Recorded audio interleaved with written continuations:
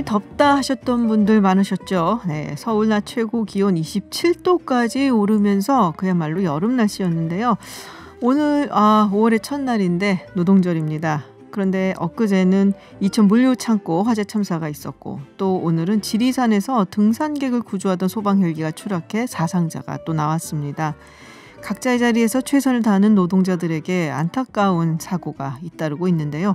모든 노동자들의 기본권이 보장되는 노동 존중의 봄은 언제쯤 올 수 있을지 5월 1일 따뜻하다 못해 무더운 봄날에 한 번 더 생각해 보게 됩니다.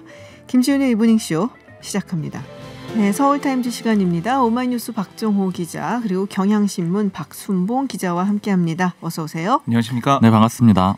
네, 지리산 천안봉 소방 헬기 추락 사고부터 먼저 좀 전해주시죠. 이게 등산객 구조하다가 이렇게 된 거라고요? 그렇습니다. 지리산 정상인 천왕봉 인근에서 추락한 소방 헬기, 그러니까 낮은 고도에서 심정지 증상으로 쓰러진 등산객을 구조하다가 낮 12시 7분쯤 추락을 했는데요.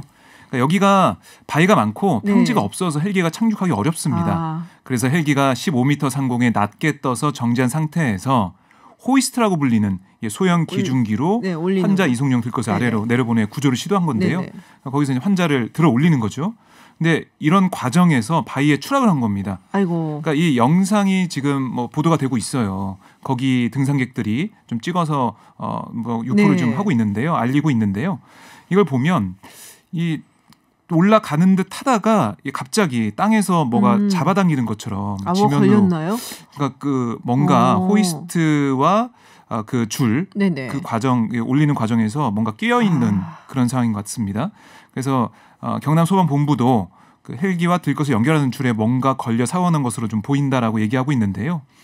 이 사고로 등산 중에 심정지 가서 구조되던 65세 조모 씨가 헬기와 함께 추락을 했고 바로 아래에 있던 61세 아내 권모 씨가 헬기 날개에 부딪혔습니다. 아이고. 이들 부부가 인근 병원으로 이송됐는데 끝내 숨졌습니다. 또 등산객 45세 권모 씨가 추락한 동체에 부딪혀서 경상을 입었는데요. 헬기에 탑승한 대원 5명은 추락 고도가 높지 않아서 별다른 부상을 입지 않았습니다. 네, 참 안타까운 이야기네요. 구조를 하러 갔다가 지금 이렇게 사고가 나서 이런 사고가 자꾸 생겨서 저희도 참 마음이 안 좋은데요. 이천 물류창고 공사 현장 지금 화재 원인을 우리가 잠시 이야기를 해봤습니다 어저께. 네. 그래서 이 뭐였죠? 그 우레탄 폼 작업을 하다가 용접 작업을 같이 해서 이게 불꽃이 튀어서 아마도 그렇게 된 것이 아니냐라는 얘기 있는데 어떻게 뭐 좀 더 밝혀진 내용이 있나요? 그러니까 2차 합동 감식이 오늘 있었습니다. 오전 11시 20분쯤부터 시작해서 오후 4시 반에 마무리가 됐는데요. 어제는 1차 감식을 했잖아요. 근데 어제는 이 건물 내부 바닥에 쌓여있는 화재 잔해물을 치우는 작업이 좀 주로 이루어졌습니다. 그러니까 화재 원인 조사에 많은 시간을 쏟지 못했는데 오늘은 좀 화재 원인을 본격적으로 규명하는 작업을 했다라고 얘기하고 있습니다.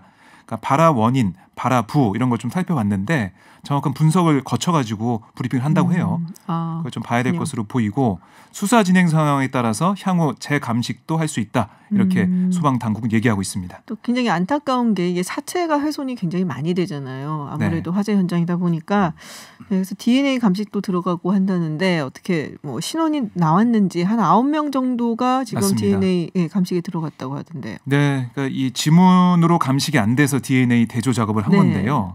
어젯밤에 경찰이 유가족의 DNA 대조 작업을 진행했고 9명 중에 4명의 신원이 확인됐습니다. 나머지 5명에 대해서도 확인 작업이 진행되고 있는데 이르면 오늘 중으로 나머지 5분의 신원도 확인될 것으로 보입니다. 네, 다시 한번 오늘 소방 헬기 추락 사고로 목숨을 잃으신 분들 그리고 이천 물류창고 화재로 인해서 또 세상을 뜨신 분들의 명복을 빕니다. 오늘이 노동절입니다.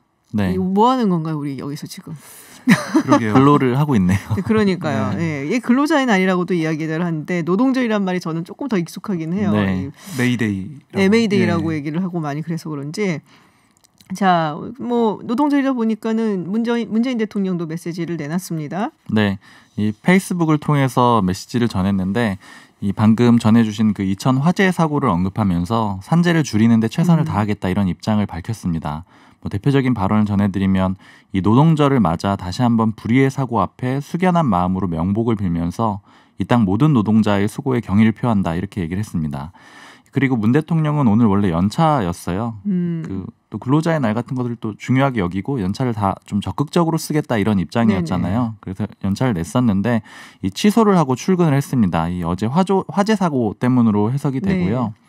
이 출근을 해서는 점심 식사를 청와대 인근 곰탕집에서 했습니다. 이 코로나19로 자영업자랑 소상공인들이 좀 힘든 상황이니까 이 주변 식당을 이용해달라 그런 취지라고 합니다. 그러니까 이제는 사회적 거리두기를 하면서도 식당 이용은 좀 했으면 한다 이런 취지를 밝혔다고 해요. 그렇군요. 노동절에 우리 셋은 나와서 노동을 하고 있는 노동절이라 노동을 하고 있습니다 지금. 자, 김정은 위원장 이야기를 좀 해보도록 할게요. 이제 미래한국당 지성호 당선인 이분이 탈북자시죠. 네, 이 지성호 당선인이 김정은 위원장이 사망했다라고 주장을 했어요. 상당히 세게 이야기를 했는데 어떤 이야기를 했는지 좀 알려주시죠. 네, 일단은 그 99% 사망을 99%? 네, 사망을 했다. 지난 주말 이렇게 시점까지도 명확하게 찝었고요. 그리고 심혈관 쪽 수술을 했는데 이 수술 후 쇼크 상태에서 사망한 것 같다. 다만 살아있을 가능성도 1%는 있어서 99%라고 얘기를 한다. 이렇게 구체적으로 얘기를 했습니다. 그런데 이제 근거는 북한 내부 소식통이라고 이렇게 얘기를 하고 있거든요. 이 지 당선인은 2006년에 탈북을 한 사람이고요. 네. 물론 이 북한 정권 특성상 그 소스를 명확하게 밝히기는 어렵지만 어쨌든 현재까지는 내부 소식통이다. 이렇게까지만 얘기를 한 상태입니다. 이 지 당선자가 또 하는 얘기는 김일성, 김정일 사망 때를 비춰봐도 일주일 지나 발표가 됐었다. 그래서 이르면 이번 주말, 늦으면 다음 주에 북한이 김정은 사망을 발표할 걸로 보인다. 이렇게 주장을 하고 있습니다. 근데 뭐 굉장히 구체적이긴 한데 사실은 이렇게 근거 소스를 밝히지 않아갖고 우리가 확인을 해볼 수는 좀 없는 그런 거죠. 그렇죠. 네. 북한 이 여러 가지 뭐 소식이나 이런 게 나올 때 소스는 잘 안 나옵니다. 그렇죠. 뭐 특수성이 있기도 하지만 그걸 안 밝히는 게 뭐 어떻게 보면은 당연하다라고 여겨지기도 하죠. 근데 원산 앞바다에 막 그 요트 왔다 갔다 한다 뭐 이런 이야기도 있고 하는데 그런 건 그럼 뭔가요? 그러니까 이게 뭐 기만술일 수도 있다 뭐 이렇게 뭐 태영호 당선인도 얘기하고 있는데 그게 중요하진 않다라고 보는 것 같아요. 근데 우리 정부 입장은 특이 동향 계속 없다라고 보고 있고 뭐 문정인 특보 같은 경우는 뭐 건강하다 이렇게까지 얘기를 했거든요. 그러니까 오늘 한번 그 정부 당국 입장 확인해 봤는데 방금 말씀하신 대로 특이 동향이 없다라는 기존 입장에서 변함이 없고요. 그뿐 아니라 이 수술 자체를 안 받았다. 수술 자체를 안 받았다. 그러니까 시술설 보도 자체를 부정하고 있어요. 이 정부 당국자 말은 이 기술 정보에 근거한 김정은의 신변에 이상이 없다는 정부의 판단은 달라진 게 없다. 이렇게 얘기를 했고요. 그리고 지난 28일에 김현철 통일부 장관이 국회에 나왔었거든요. 그때 하는 얘기를 다시 한번 전해드리면 이 특이 동향이 없다고 자신 있게 얘기할 수 있을 정도로 우리가 정보 역량을 갖추고 있다. 이렇게 뭐 일종의 장담을 하기도 했습니다. 근데 대만에서 또 다른 얘기가 나왔어요. 갑자기? 대만의 국가정보원격인 국가안전국의 추고정 국장이 그러니까 우리의 국회격인 대만 입법원 외교국방위원회 업무보고에서요. 김정은의 건강 여부를 묻는 입법위원회 질문에 병이 났다라고 답을 했습니다. 이어 김정은이 아직 권력을 장악하고 있느냐 이런 질문에 추 국장은 이상한 점은 보이지 않는다라며 북한군 등의 특이 동향도 보이지 않는다 이런 얘기를 했어요. 네, 병이 났다라고 대답을 했잖아요. 그래서 여러 가지 질문이 계속 쏟아졌습니다. 거기에 대해 추 국장은 국가안전국이 외부보다는 정보가 많지만 이것도 마찬가지예요. 정보 출처 노출 우려로 관련 부서에 비공식 보고하겠다라고 말을 했습니다. 다 소스를 안 밝혀. 그리고 그러면서 이 언급도 했는데요. 북한 내부에 김정은의 유고 시 비상계획이 마련돼 있다. 이런 말도 언급을 했습니다. 그런 이야기까지 했어요? 네. 이게 어떻게 보면 폼페이오의 발언하고 맥이 좀 다 있죠? 네. 이 마이크 폼페이오 미국 국무장관도 이 언론사랑 전화 인터뷰를 하면서 이 만일의 사태에 확실히 대비할 수 있도록 면밀하게 주시하고 있다 이렇게 얘기를 했는데 뭐 역시 근거를 제시하지는 않았어요. 그런데 가능성을 열어두고 대비하겠다 이런 취지를 밝힌 겁니다. 그러니까 pompe오 장관이 발언이 처음하고 약간 좀 달라지기는 했어요. 초반에는 뭐 전혀 문제 없다. 뭐 트럼프 대통령 나와갖고서는 뭐 좋다고 뭐 그랬는데 약간 물러서는 느낌이 좀 들기는 하더라고요. 그래서 뭐 조금 뭐 주시하고 있다라는 식으로 그래서. 근데 트럼프 대통령은 잘 지내길 바란다 이런 얘기를 했잖아요. 그러니까요. 멀쩡하다 그랬다가 갑자기 또 잘 지내길 바란다고 이렇게 얘기를 하고. 근데 만약에 사망을 했다면 잘 지내길 바란다라는 말을 했을까 이런 생각도 들더라고요. 그렇군요. 근데 뭔가 이상이 있는 것이 아닌가라는 생각을 자꾸 들게 하고 있는데 뭐 북한 얘기는 기다려 보면 시간이 결국 알려주기는 하더라고요. 네, 그래서 네. 좀 네, 봐야 억측이 무의미할. 그동안 맞아요. 뭐 수많은 그 억측이 확인됐고 또 잘못된 보도도 많이 나왔지 않습니까? 얘기를 딱 하면 바로 다른 얘기가 딱 나와요. 대체로 보면 북한 소식은. 맞습니다. 네. 근데 이 탈북민 단체가 지성호 그리고 태영호 당선인 소식을 알리는 대북 전단을 날렸다라는 이야기가 있어요. 이거 금지된 게 아닌가라는 생각이 살짝 드는데 어떻습니까? 네, 원래는 막죠. 근데 막는데 네. 이게 그 당국 몰래 한 건지 아니면 막지 못한 건지는 확인해봐야 되겠는데요. 어쨌든 그게 똑같은 거 아니에요? 당국 몰래 하든지 막지 못한 거든지. 아 그렇네요. 이 자유북한 운동연합이라고 네. 그동안 계속해서 이걸 많이 날려왔던 그런 단체입니다. 어제 저녁 강화도에서 꽃제비 지성호 공사 태영호 국회의원 되다라는 제목의 대북전단 50만 장을 20개 대형 풍선에 넣어 날렸다라고 밝혔어요. 그러니까 대북전단과 함께 소책자 500건, 1달러 지폐 2,000장, USB 1,000개, SD카드 1,000개도 함께 날려 보냈다고 밝혔습니다. 1,000개? 네. 그러니까 뭐 그 내용이 담겨 있겠죠. 이 주장이 담겨 있는 USB 텐데. 빈 게 아니군요. 난 선물인 줄 알았어. 그 북한 정권은 이들을 인간 쓰레기, 민족 반역자라고 하지만 자유대한민국은 이들을 북한에서는 상상할 수 없는 최고 입법기관 국회의원으로 만들어줬다. 꽃제비 불구소년이 국회의원이 된 사실이 북한 인민들에게 알려지면 진정한 인민의 낙원, 자유민주주의 대한민국이 어떤 곳인지 직감할 것이다. 진실을 알리는 것은 탈북민들의 사명이고 의무이기에 앞으로도 계속 대북전단을 북한으로 보내겠다라고 이 자유북한 운동연합은 밝혔습니다. 근데 이 북한 측에서 정말 싫어하는 것 중에 하나가 이거라고 하더라고요. 네. 그 확성기로 이제 뭐 대북 방송하는 거하고 그다음에 우리가 보통 삐라라고 얘기를 했었는데 네, 이런 맞습니다. 전단 보내고 네. 해갖고 그래서 이게 주민들한테 살포가 되는 것을 가장 경계하고 좀 싫어한다라는 이야기를 들은 바가 있습니다. 그리고 이 태구민 당선인 너무 싫어하잖아요. 그쵸. 북한에서. 네, 너무 네. 싫어져 북한에서. 그리고 이름을 다시 찾았습니다. 태영호로. 태영으로 네, 하시나요? 예. 아 그래요? 신변 위협 때문에 태구민으로 맞아요. 이름을 예. 바꿨었는데요. 다시 이번에 찾았다고 해서 태영호로 이제는 이제 태영호 불러요. 당선이라고 예. 부르면 되겠네요. 알겠습니다. 자, 민주당 이인영 원내대표가 최근 당내에서 개헌론 이야기가 나오고 있는데 이거 선을 그었다란 말이 있습니다. 송영길 의원 얘기가 먼저 송영길 의원도 전해드렸었는데. 그렇고 뭐 네. 우원식, 홍영표 의원도 비슷한 얘기를 좀 했는데요. 개헌은 있어야 된다. 네네. 그런 취지의 언급을 했습니다. 그러니까 이용선 민주당 당선인도 지난달 29일 오마이뉴스와 한 인터뷰에서 격차 해소와 균형 발전 차원에서 토지 공개념 개헌의 필요성을 말했어요.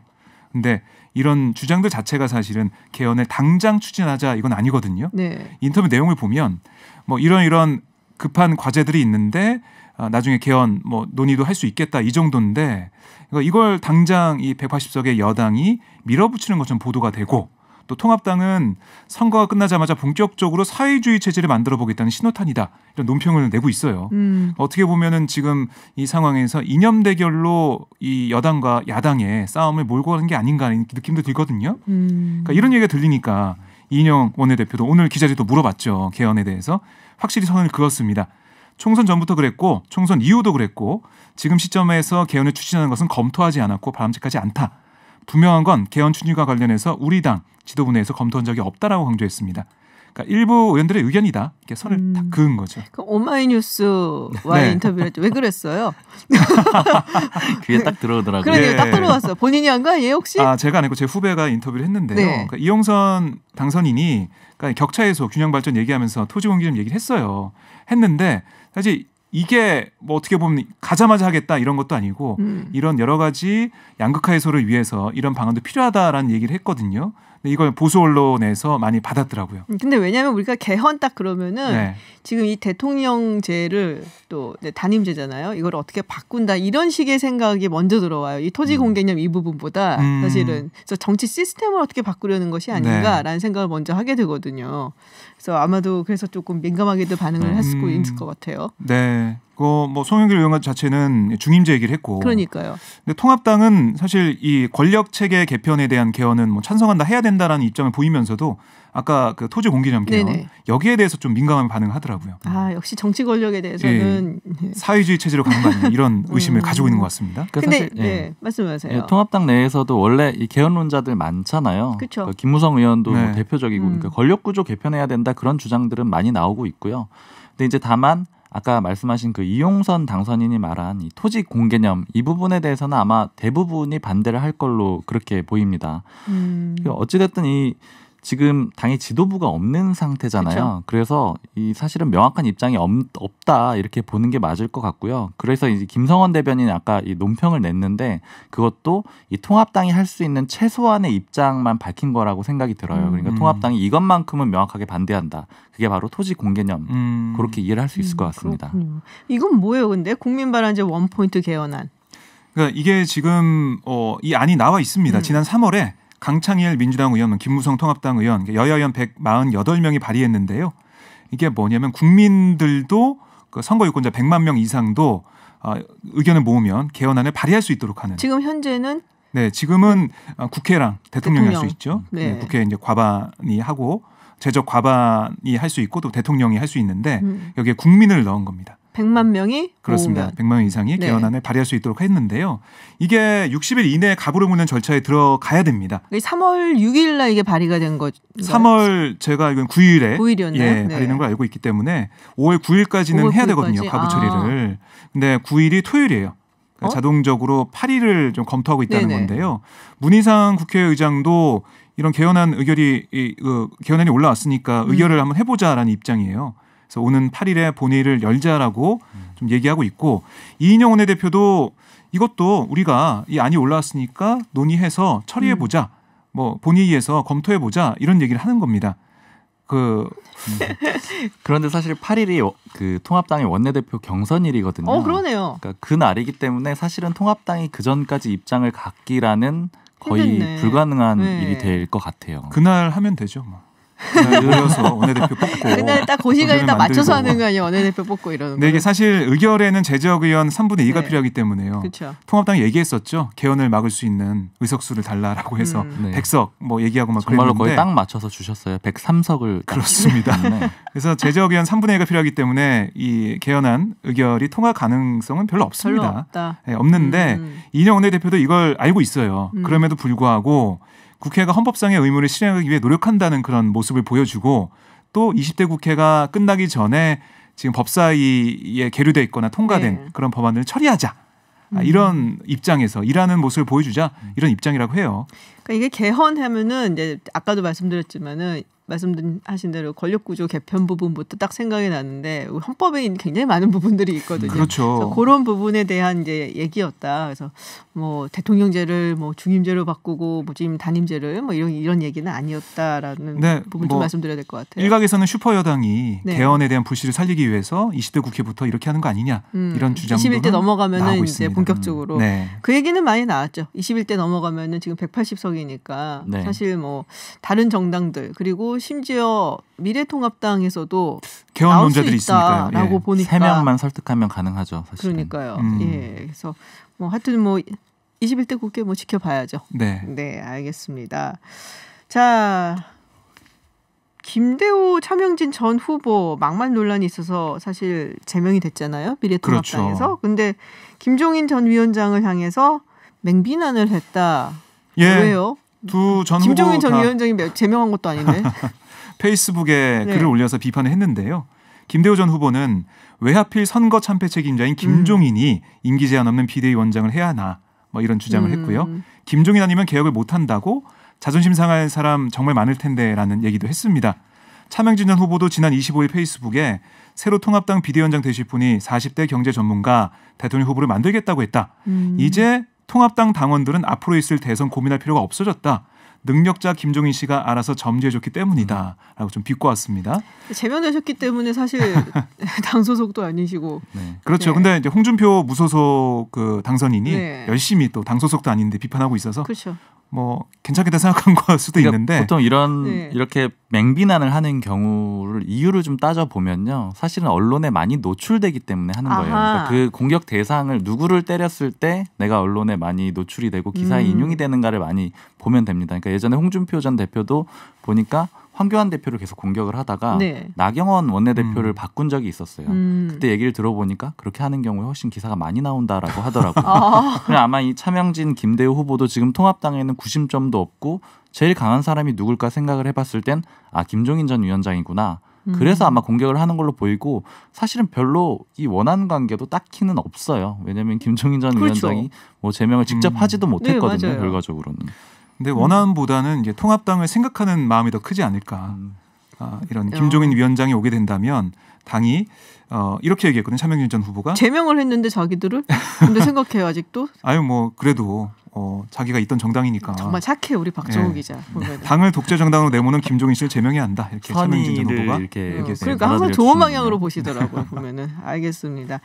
5월 5일까지 사회적 거리두기 하게 되어 있고 종료가 되는데 네. 3일 일요일에 뭐 여러 가지를 좀 결정을 하겠다. 그래서 정부 측에서 이게 근데 제일 관심 있는 거는 개학을 하느냐 학교들. 요게 개학이요. 네, 관심사거든요. 뭐 개학은 지금 들려오는 얘기는 고3만 우선 고3만. 5월 11일부터 하겠다라는 얘기가 나오고 있습니다.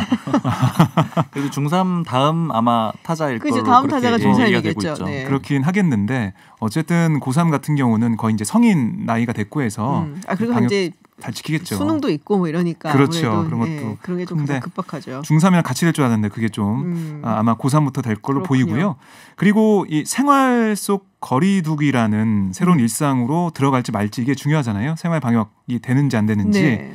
그러니까 그동안 정부가 밝힌 조건을 보면 일일 확진자가 50명 미만으로 유지가 되고 또 감염 경로 미약인 신규 확진 사례가 5% 미만으로 유지가 되면 검토하겠다라고 얘기했거든요. 근데 어제 보셨지만은 지역사회 감염자가 없었어요. 없었죠. 그렇습니다. 네. 그리고 오늘도 한 명이에요. 한 명. 그러니까 조건은 맞아가고 있는 거예요. 그래서 뭐 이 조심스럽게 아마 이 생활 방역으로 가지 않을까라는 생각을 하게 되는데요. 네. 정세균 국무총리가 이번 주 일요일 오후에 뭐 회의를 한 다음에 발표한다고 하니까요. 한번 지켜보시죠. 네. 자, 마지막으로 이 정부가 불법 체류자에게도 비용 부담 그리고 강제 출국에 대한 걱정 없이 코로나19 진단 그리고 치료를 받을 수 있게 지원을 한다라는 얘기가 있습니다. 네, 이 외국인 불법 체류자들이 단속 걱정 때문에 이렇게 진료를 받으러 좀 잘 안 간다고 해요. 그러니까 보건소나 뭐 의료기관을 가면은 기록이 남게 되는데 그렇게 됐다가 혹시 뭐 출국을 당하게 될까봐 우려를 하는 거죠. 그래서 이 정부는 단속을 일정 기간 유예를 하고요. 이 보건소나 의료기관을 이용하더라도 이 기록을 수집하지 않겠다 이렇게 밝혔습니다. 뭐 그런 불이익이 없게 하겠다 진단을 받는 걸로 이렇게 하는 거고요. 아마 이러는 이유는 이 싱가포르 사례 때문인 것 같아요. 이주노동자에서 굉장히 많이 나왔죠 지금. 이주노동자 기숙사가 진원지가 됐었잖아요. 맞아요. 격리 지역이 되기도 했고요. 그래서 이런 걸 막기 위한 거고요. 이 정부는 16개국 언어로 적극적으로 안내를 하겠다 이런 계획입니다. 그렇군요. 그러니까 좀 반대하시는 분들도 계실 거예요. 우리가 불법 체류자까지 왜 책임을 져줘야 되냐라고 세비로 할 필요가 없다라고 하시는 분들도 계시겠는데 싱가포르 사례 말씀하신 것처럼 그 사례를 보면 사실은 완벽한 방역을 위해서는 사회 곳곳에 있는 모든 분들을 다 지금 또 우리가 처리를 좀 치료를 하고 또 진단을 해야 되니까 아마도 그런 결단을 내린 것 같습니다. 네, 서울타임즈 여기까지 듣도록 하겠습니다. 지금까지 경향신문 박순봉 기자 그리고 오마이뉴스 박정호 기자였습니다. 오늘 고맙습니다. 고맙습니다. 감사합니다. 네, 오늘은 5월 1일 노동절입니다. 그런데 코로나19로 인해서 일자리가 없어서 걱정인 분들 많습니다. 특히 정규직 근로자분보다 비정규직이나 특수직에 종사하는 분들의 상황이 매우 심각한데요. 네, 실제로 고용노동부 3월 통계조사 결과 정규직의 일자리 감소는 지난해 같은 달에 비해서 8,000명, 0.1%포인트 감소한 반면 임시 일용직은 무려 12만 명, 7%포인트 줄어든 것으로 나왔습니다. 김주환 한국비정규노동센터 이사 연결해서 자세한 이야기 들어보겠습니다. 안녕하세요. 네, 안녕하세요. 네, 자 특수고용직 뭐 어떤 것인지 우리가 오늘 이제 이야기를 좀 해볼 텐데요. 이제 어떤 업종 종사자들이 해당하는지 좀 설명을 해주세요. 뭐 저 같은 경우 얘기를 딱 들으면은 제일 먼저 생각나는 게 뭐 학습지 하시는 분들, 네, 뭐 캐디 분들, 뭐 이런 분들 생각이 나거든요. 예. 근데 한국 사회에 특수고용 노동자들 굉장히 많습니다. 네네. 한 250만 정도 추산하고 있는데요. 250만 명이요? 예. 우리 그 도로에서 물류를 책임지고 있는 화물운송 기사들. 그렇죠. 또 건설 현장에서 그 기계를 다루시는 분들. 네네. 대표적으로 이제 특고에 속하고요. 그다음에 우리 주변에 보면은 방과후 강사, 아까 말씀하셨던 학습지, 네네. 그다음에 보험 모집인, 또 방송, 문화예술 노동자, 네네. 이런 분들도 전부 다 특수 고용에 속하고 있고요. 우리 주변에 있는 대리운전 기사, 퀵서비스 기사, 네. 배달하시는 분들, 이 모든 사람들이 사실 전부 특수고용에 지금 속해 있습니다. 아, 그럼 대체로 정규직 근로자가 아니다 그러면은 상당히 많은 분들이 이제 특수고용직이라고 생각을 해도 되겠네요. 예. 전체 비정규직 그 전체 노동자들의 10%가 넘는 네네. 노동자들이 사실 특수고용 노동자들로 되어 있고 상당히 우리 일반적으로 시민들이 알고 있는 것보다 상당히 많은 노동자들이 특수고용직으로 일하고 있다라고 보면 될 것 같습니다. 그렇군요. 방송계, 예술업계 이쪽도 특수고용직이라고 할 수가 있는데 이런 분들 굉장히 타격 많이 받으셨어요. 제가 아는데 또 방송 작가분들 이런 분들 프로그램이 뭐 없어지거나 취소되거나 이런 경우도 많고 또 예술업계 분들은 공연 자체가 안 되니까 굉장히 타격을 많이 입으셨어요. 그래서 아까도 잠시 제가 오프닝에서 말씀을 드렸는데 이 정부 통계 보니까 정규직 같은 경우에는 8,000명, 그러니까 0.1%포인트 작년 같은 달 비해서 감소를 했는데 이제 임시 일용직 또 기타 종사자는 거의 뭐 지금 20만 명 넘게 지금 감소가 됐습니다. 그래서 비율로 따지면 비교가 안 돼요. 그러니까 이게 이제 사각지대 노인분들이 이제 가장 먼저 타격을 받게 되는 것이죠.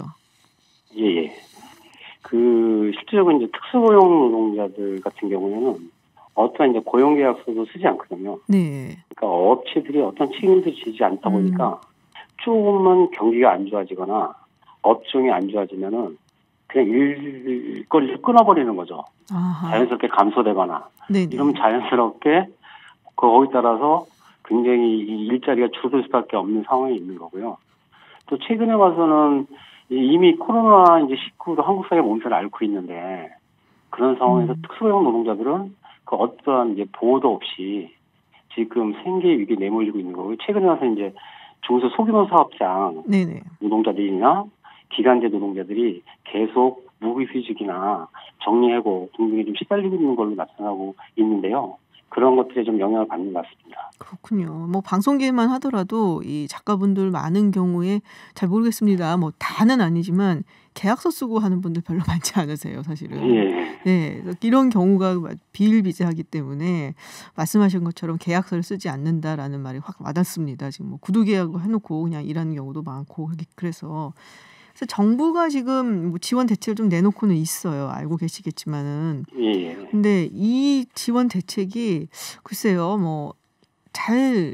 될지, 그러니까 이분들에게 정말 도움이 잘 될지 궁금한데 어떻게 보시나요? 그 정부가 어쨌든 코로나19로 가장 타격을 입은 특수고용 노동자들 대상으로 긴급 생계 지원 대책을 내놓았는데요. 그 대상이 한 16만 명 정도 됩니다. 네. 그럼 실질적으로 추산하기에 정부의 국책 연구기관 추산으로도 220만 명 특수고용 노동자들인데 여기 10%도 안 되고 있는 거죠. 그런데 더 안타까운 거는 10%도 안 되는 이 특수고용 노동자를 대상화하고 있음에도 불구하고 실질적으로는 그 사람들조차도 실질적으로 긴급 생계 지원을 지금 받기 힘든 그런 상황으로 파악되고 있습니다. 아, 왜요? 아까 말씀하셨지만은 그 방송 작가분 같은 경우 특히 이제 공연하시는 분들 같은 경우에는 계약서를 쓰지 않지 않습니까? 네네. 근데 이게 그 코로나 때문에 공연이 아예 없어서 지금 몇 개월째 돈을 한 푼도 못 벌고 있는데 이 그 긴급 생계 지원을 지원하려고 그러면은 계약서 이런 것들 요구하고 있습니다. 실제로 계약서가 없으니까 아예 신청을 하기 힘든 상황이 돼 있는 거죠.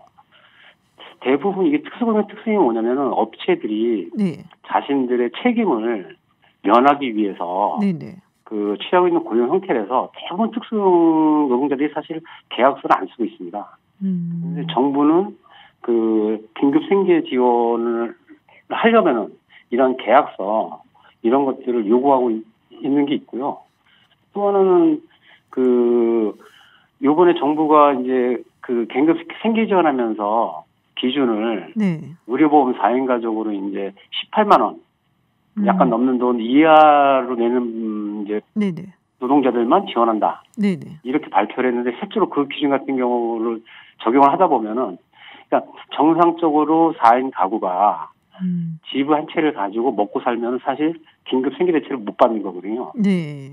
대표적으로 이제 방과 강사 이런 분들이 있거든요. 그러니까 방학 내내 이제 수업이 없잖아요.